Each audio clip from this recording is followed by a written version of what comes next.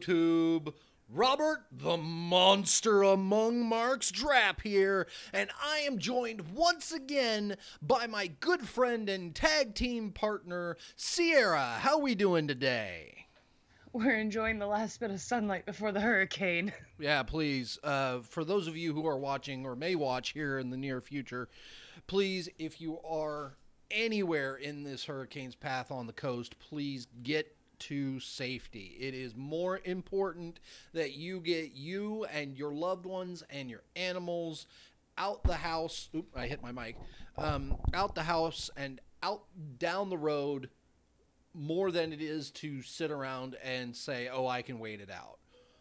Um, I'm lucky because I live on the second floor of an apartment, so I had a fairly low chance, especially when I looked at the flood map. But still, I was ready to head north at, at any minute. So never think that just because, oh, it doesn't sound that bad, or, oh, we've had hurricanes before. No, you need to take the warnings seriously. So please be safe, everybody. And speaking of and building off that classy intro by us, we're going to roll right into the opening moments of SmackDown Live, where they had a moment of silence and the 10-bell salute for the 17th anniversary of 9/11. I thought it was super classy. It was very well done. And then Jeff Hardy comes out. It's like, okay, that's what we're doing. Fine.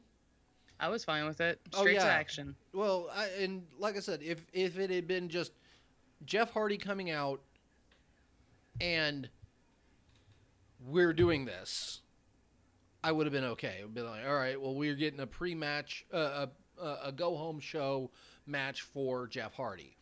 Fine, good, and even the match itself was good because Jeff Hardy's still very, very good, and Shinsuke has a lot of talent. So the two of them in the ring is fun to watch. But Jeff cuts this weird pre-match promo on Randy Orton, including the singing "Fade Away and Classify Yourself as Obsolete."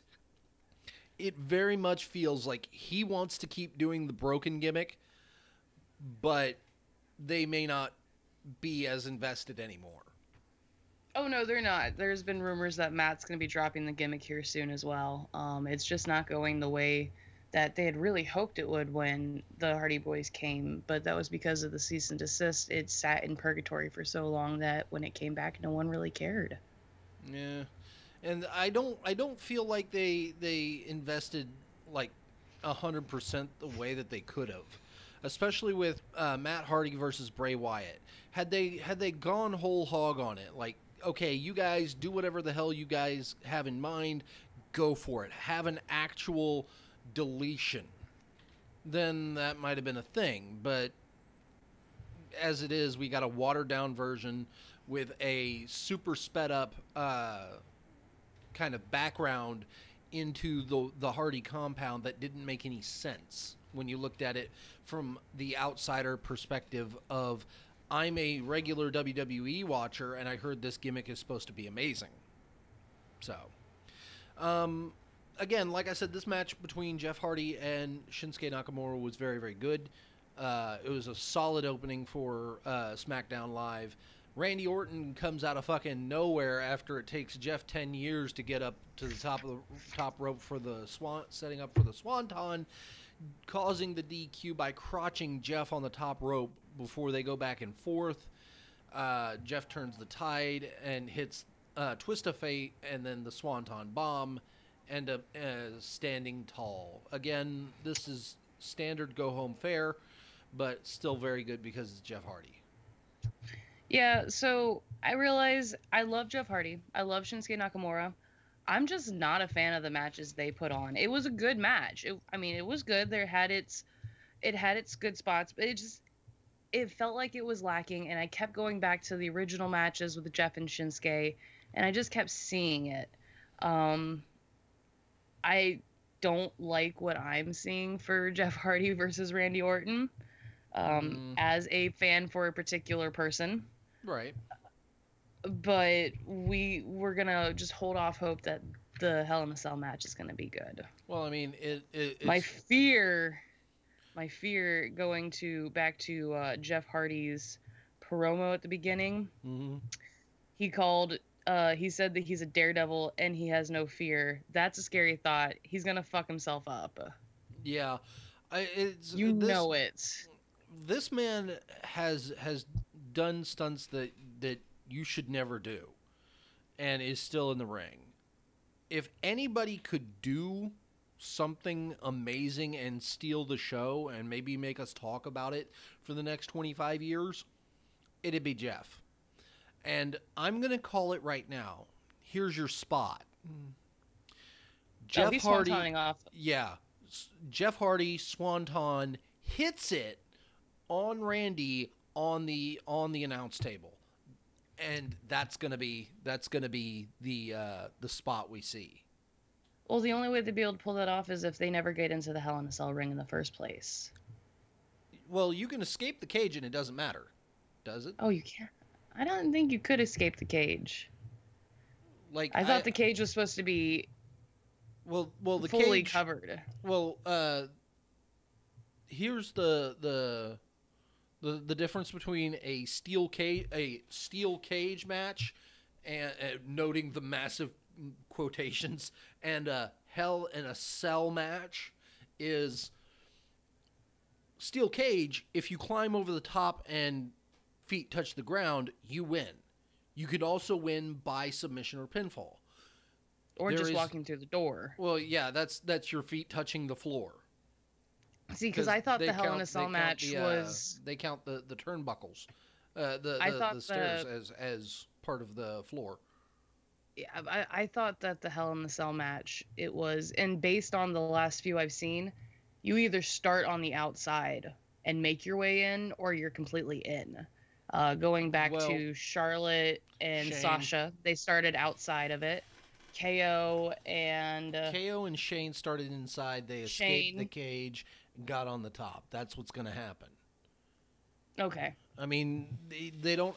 It never fails that. Oh, in modern... that's what's going to happen. Someone's going to get hurt. They're going to lift the cage, gritty him out, and that's how they're going to get them outside. It's just, I don't think so. I think so. I think they're going to do that at some point in this pay-per-view. I don't know if it's going to be the Hardy Orton one, or if it's going to be Roman Strowman, because it seems like they're trying to set Roman Strowman up for the iconic 20-year-old match. Well, yeah, I mean, I very much think that it's going to end up being Roman, in the sense that they want to build Roman as this amazing monolith, so it has to be him. Next, we get a backstage. Moving back to the show, though, because we got quite a bit to go. We get a backstage interview with Miz and Maurice. Again, Miz's promo skills are off the charts. It's always good to see him, and the amount of real life that he injects into this is just okay. You had to talk to these guys before you said it, because otherwise, I think I would have gone. I would have been a little bit madder at the end. Charlotte, we get hype for Charlotte and Sonya Deville later on in the evening. Then we get the candid AJ Styles promo, which was, I liked it. I like this. It felt like, you're just sitting down with AJ Styles and one-on-one. He's telling you what's on his mind. And I very much like the empty arena promo, because it's like, okay, I'm being real here. even if it's not, it feels that way. So I loved AJ's promo here. Then we get I liked it. Yeah. I liked it. My only issue, so I like the idea of the empty arena promo. It does make it more personal, intimate in a way. But did we see AJ at all last night? That was aside from the promo. That was it. So AJ wasn't there last night. Neither was Joe. But, yeah. Neither was Joe, to think about it. But I feel like he gets a lot of his. you can tell AJ pulls from the WWE universe when he does his promos. Oh yeah. Just based on seeing it, and it was good. I did like the end of it. This is my house. It's not for rent. It's not for sale. But Joe's promo was much better. Oh. Joe had props. Joe had props, and it fucking worked. So, again, I can't wait for this match. I'm surprised they didn't bolt on a last second no DQ clause, but oh well. We get a replay of last Tuesday's interaction between Becky and Charlotte, which was amazing. Then we get a interview in gorilla position with Charlotte wearing it. You know, they consistently they're playing Charlotte like, okay, she's as good as she is because she's fought and she's put the effort and the work in, and then she comes out in all goddamn gold. That's to me her iconic look right now. I mean, she's. I mean, if I had to nail down an iconic thing for Charlotte, it is an exact feminized peacock version of Rick's look from years back. Now, yes, she's taken it and molded it to her own thing, and that's great. But to say that the gold alone is that, it's like, no. But I guess it's just me harping on a color choice because I've been playing Destiny for the last. She wears gold. Yeah, like I said, that might be just me harping on colors because I've been playing Destiny for the last 48 hours, and shaders are now a thing that you can get back, which was nice to learn. So I got matching sets of everything now. Anyway, again, I loved Charlotte's passion in this backstage interview. It was wonderful. She's a very passionate person, but if you get to the gist of this was literally just her hyping herself up. Yeah, I mean, got to sell your brand. Speaking of, like, comment, subscribe, share, all those wonderful things. Hit the bell for the notifications. Maybe go on ahead and go to our Twitter and follow us there because we've got like 3 followers. Gotta sell the brand. But moving on to Sonya Deville versus Charlotte. Oh, really? Yeah, we'll go there. I'm just gonna give it. Did you have something else to say? There was a Hell in a Cell promo for the tag team title match and the update to the Roman Strowman match, and I didn't think it was a good idea to do it in the spot that they did it, especially before Charlotte's match. Like, had they done it after that, I would have been fine, but still, moving on. Charlotte. I mean, but if anybody had watched Raw the night before, this promo package that Reigns and Strowman had, it's literally just a voiceover of what Braun said last night. Oh, yeah.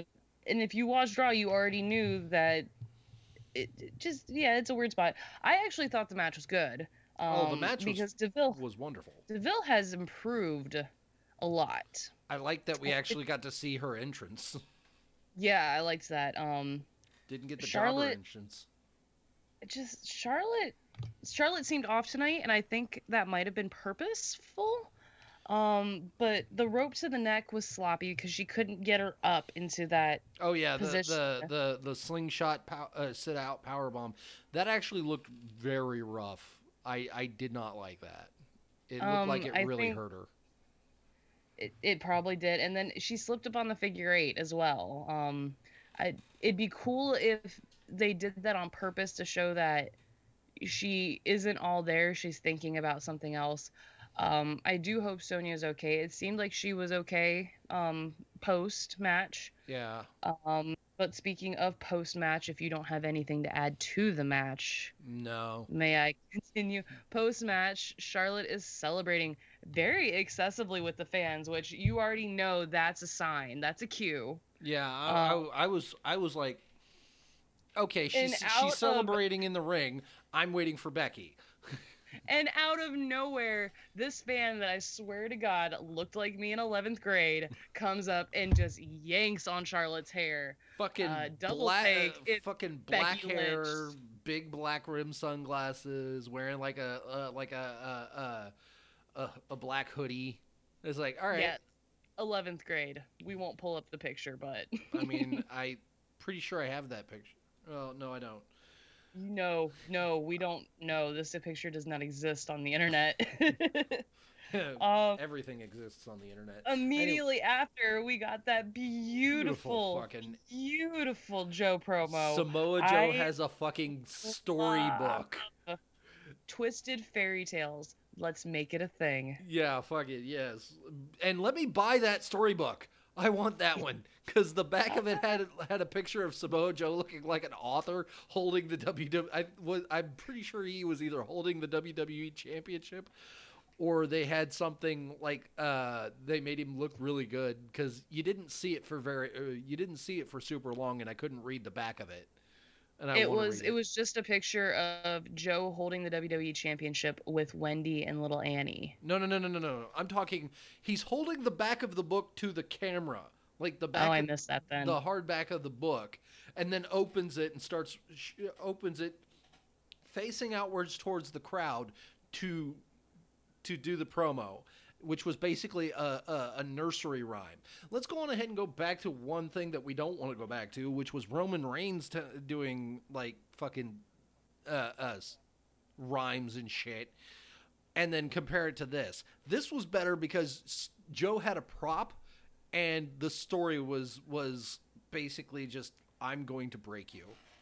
If we didn't want to go back to that, why did we mention it? Because I think that's because now I'm back to it. It illustrates the difference between how good Samoa Joe is and how bad Roman Reigns is.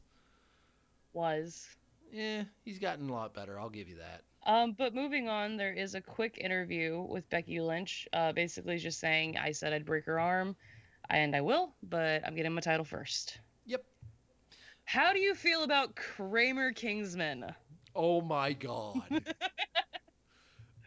Okay, one, Kramer Kingsman doing a interview in the back while the bar are coming up to it. It's the whole thing is like, okay, if Kofi weren't there, like when it started, because I'm pretty sure I saw him at commentary when the whole thing started for Bar versus New Day, Rusev Day, for the #1 contendership.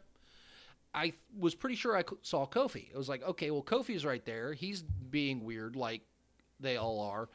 And then we get Kramer this was recorded Kingsman prior to. Yeah, and it's like, guys, okay, I see what you did there. But had it been like you didn't see Kofi, like he wasn't there, he was in the WWE universe hidden, and then suddenly he like hops the barricade, pulls the wig off, and sits down, that would have been better. That would have been so much better. But Big E's making motherfucking pancakes at ringside. It's like, come on, guys. No, I'm cool with that. This is getting a little far for me on the whole pancake thing. Yeah. Moving on. Come at me. Oh, moving on to this amazing match. Wow. Of Rusev Day versus The Bar. Yep. Hold on. So before we get into this match, Rusev Day needs, so English sings. Oh yeah. Did you notice Rusev hyping himself up with like the chest pats and the little dances? Oh. English and Rusev are literally a 2-man musical. Oh yeah, it was great. It's amazing. It was beautiful. This match was a masterclass in telling a story in the ring for me. English taking the frickin' English oh my a couple God. times. English just a couple times pulling Rusev out the way or tagging himself in so that way he could do a thing that with Rusev's help, and okay, the big spot over the top, and especially because, and I kind of feel bad for Aiden English. His singles run has never, will never, and should never be a thing. But I would like to see him have a move that belongs to him. Something that he sets up for other than a generic, like, elbow drop. You know, do something. Hell, well, every once in a while he does. Well, so every once in a while, so I don't know if you know, Aiden English is Eddie Guerrero's son-in-law. I did not. Every once in a while he does a little move in honor of Eddie, if you haven't noticed. Well, I think like if he were to do an elbow drop, let's say he's doing the elbow drop, and he like strikes that pose that he does when he's at the top of Rusev Day, where he tilts back before he does it, and then just leaps, and you know he's still got the elbow up. He leaps and drives it down. That would be his move. Win a match. There's your finisher. And him setting up for it. The Machka kick is devastating, and especially. But then again, I also kind of feel getting unfortunately bogged down into minutia of my thoughts on wrestling. I feel like super kicks are so ubiquitous nowadays that we need to kind of get away from them a little bit.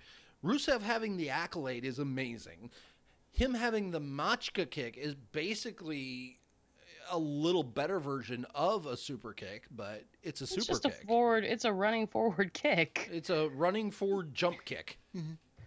And fucking same with the brogue kick. Speaking of that, Aiden English just completely eats the heel of Sheamus's boot out of the middle of nowhere. It was great. It just turned him inside out. A question I've always asked myself is Aiden English or Cesaro, or is Aiden English or Sheamus paler? We got our answer last night. Aiden English is actually paler than Sheamus. Yeah, it made him look a little tan. Oh my gosh. It was Sheamus weird. is not the most pasty person on the locker room anymore. It's like, dude, stand next to each other. Eggshell white, paper white. Or the fact that Cesaro and Aiden English's photos for the promo of this match looked almost identical. Oh yeah. People were pointing that out online. I like how what I would think would have been better. The very start of the match, you know, they're all four standing in the ring and they're jaw jacking. Cesaro and Sheamus have their arms over each other doing the bar thing. Fucking Aiden English has got the mic out. I wanted to see him do a mic drop. It would have been great. I thought it would have been cool. But up next, we got the quick Hell in a Cell card for Bliss versus Rousey at Hell in a Cell this weekend. Again. Wow. Moving right into Carmella and R-Truth, which I can't be more excited to see them on the Mixed Match Challenge now. Oh, yeah, which that actually started last night. So now I have to catch up on... it started... I think it started... No, not last night. Last night. I'm sorry, but I don't know if I can do that, but... Oh, I'm not going to review it or anything. I just want to watch it, but I have to watch 205 Live still. I've got NXT, the Mae Young Classic started. Yep. There's another episode of Mae Young Classic. I think I still have to look up the NXT UK. Yeah. There's a lot of wrestling. Well, there's a lot of wrestling. But we don't have to severely worry about it right now. What we need to worry about is the backstage promo. Rolling back into Almas versus R-Truth. Almas wins with a roll up and a handful of jorts. And those weren't jorts. Those were Japris. I don't care. It doesn't matter. We're not saying it anymore. One thing that really got me was the super early, really awesome aerial display by R-Truth and Andrade Cien Almas. That was a really good spot. I loved it. My favorite spot though is when Andrade does do Tranquilo and then seeing Zelina Vega come up right underneath and do it with them. But then And seeing Carmella put her hands on Vega, knowing that that's gonna be a thing eventually. yeah, that'll be great. Backstage interview with Asuka. Naomi just fucking shows up for no goddamn reason other than to continue that storyline, and I don't want to see it. The whole thing was weird, and I didn't like it. I don't want that because I think it very much signals to me that WWE doesn't see Asuka as who she is anymore. And they're doing a fucking comedy bit based on her accent. Remember the last time that happened? Yeah, I remember. No, we're not doing that. So, look, at least I get to see Asuka on screen. I mean, I don't like that the whole angle of this is based on accents, but I do like little Naomi and Asuka's little miscommunications. I thought that was cute. I mean, like Glow versus Go, I thought that was adorable because that's an actual thing that happens quite a bit. Yeah, I mean, again, the whole thing that fucking Asuka going from being the Empress of Tomorrow who will kick your teeth down your goddamn throat and break your arm and put you to sleep to, oh, you want me to go? I'm going to go. No, that's not who you are. If somebody tells you to go, tell them fuck off because they're nobody compared to you. Completely irrelevant, but I'm calling you out. I can't stand the way you say Asuka's name. There's not a U after the A. There is. No, it's Asuka. Take it from the person who knows Japanese. It's A-S, not A-U-S-U. I'm going to keep saying it the way I say it. No, I speak Japanese. I'm telling you, it's Asuka. Can't even see you can't even see me make the face. It doesn't matter. I'm making the face. Moving on. Brie Bella versus Maurice. Fuck this match. Brie. I love Seahawk Brie. Fucking. This was weird. I don't like Brie's entrance. Cause Brie mode. No. Go away. I like the Yes Mode shirts, though. That's fine. Because, I mean, okay, it makes sense. It makes sense. Get you back now for the Asuka. Fuck Brie. Fuck Brie mode on the Titantron read by a goddamn servo fax. No, we're not doing it. Brie mode. Did you just fucking dab on me? No, I didn't. No, not you. Him. I saw him dab. He's on my side. Maurice's entrance music isn't any better, and I was entirely expecting that it was going to be her coming out to the Miz's entrance. I thought it was just going to be the Miz's music. I was going to be fine. For a loop to hear I don't speak French. That was a really bad thing. Let's move on. Yeah, let's move on. The Miz cancels the match. I love how this was just Brie. This was literally them cutting a promo in the middle of an attempted match. I love it. Yeah, Brie cuts a promo on Maurice in the middle of the match. Miz pulls out the mic and chats back the way that he does, which is amazing. And this whole thing, I think, was a way to get to the end of the show, still have the fighting occur between the two women, and both couples got a lot of offense and defense in. Yeah, and it disguised the fact that Maurice never really had a lot of get up and go in the ring. If I have to talk about the freaking face shot she took through the apron, I might scream. No, you don't have to. I mean, you're going to, but you don't have to. I'm not going to. I'm just going to say that. Move on. At the end of this all, Brie and Daniel Bryan are standing tall. That's a little scary for me. Based on how I typically do predictions, I'm going to have to go back and really think about these. I'm going to have to start thinking with my head and not my heart. That's why I lose these things. I mean, do we just want to do a quick rundown of what the Hell in a Cell match card is thus far? I mean, I think we'll do that. We'll be doing that day after tomorrow during our Hell in a Cell pay-per-view predictions, and we'll also be talking tomorrow about the NXT 205 live review, which will My be Wrestle amazing. Boys. Yep, the Wrestle Boys. This is my most exciting part, like my most exciting episode, because I'm the one who takes control of that episode. Oh yeah. Well, I mean, You can have the main roster. I want my network exclusives. I mean, I love NXT. I adore it. It is absolutely the reason why I watch wrestling, and why 205 Live has merch on the store now. Gulak has a shirt.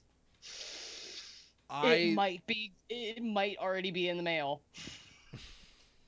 I am simultaneously not surprised that there is merch for 205 Live on the website, and it's only on the customs. Yeah, I was gonna say, and super surprised that it wasn't, Drake Maverick, Cedric Alexander. Well, Ali has a shirt, but I think it's through Pro Wrestling Tees or whatever his thing is, or 1 Hour Tees, or yeah. I mean, it's this go home show compared to last night had a similar level, but I think it was better because we got an amazing tag team match between the Bar and Rusev. And we technically got a main event. And we'll say that. It was advertised, it did happen, and it ended in disqualification because Miz threw Brie out of the ring. Yeah. I think this one got me more hyped for the SmackDown side than the Raw side of a lot of these matches, just because I've been saying that for weeks. Well, I know, but very much like Triple H and Undertaker, you were going to see it because it was something you were going to watch, but now you really want to see it. This is the same thing with a lot of the matches on the SmackDown side for me. I was going to watch it, and I was actually looking forward to watching those matches, but now I really want to see it because a lot of these have been hyped properly in my head. Yeah. Yeah, so, SmackDown creative team is finally rolling again. Yep, and I can't believe we're only 5 weeks away from the 1000 show. Yeah, I need to get a hold of Ticketmaster. I never got my ticket, so Ooh. Yeah, might have to do that when I get off the phone or off the phone, off the show, off the podcast, off the show. Yep. Just roll the end credits. Oh shoot. I'm very sorry. I am super sorry. But you're not going to be mad at me. Or you're going to be mad at me. You didn't record. No, I'm streaming currently. I'm not streaming? You haven't been on. What do you mean? I can't do this. The hotkeys fucked me over. I'm sorry. You and your keys. Hey, I'm attempting to run a professional level show here. I'm not great at it, but I'm trying. I'm done. She's locked me out now, so I guess I gotta roll the end credits for our show. I want to thank you all for watching. Please like, comment, subscribe, share, all those wonderful things down below. Eventually, I'll get my act together and we'll actually be able to do this show properly. We'll be streaming tomorrow. Hopefully, I won't fuck that up either by showing up for this show on the proper part and having you guys watch both of us. I'm